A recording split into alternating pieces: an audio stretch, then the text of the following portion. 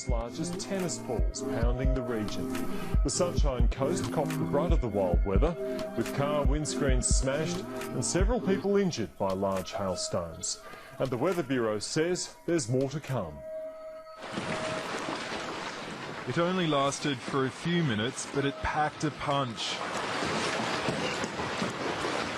Hailstorms battered the state's southeast. The worst hit area was Maroochydore on the Sunshine Coast. That's big enough or not? Hailstones as big as tennis balls fell on several suburbs. The event was captured by curious and brave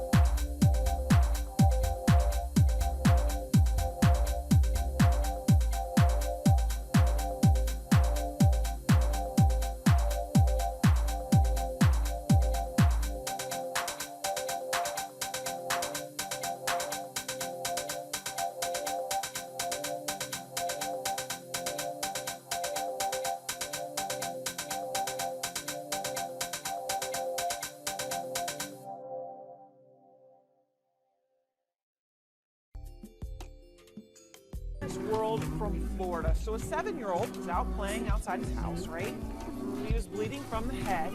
Parents were worried, but you know, their first instinct was maybe horseplay or, I don't know, a chestnut dropped from a tree or, you know, whatever it might have been in Florida. It wasn't big enough to be a coconut, but it wasn't. According to CNN affiliate WPEC, the boy's father thought a bird might have snapped at him.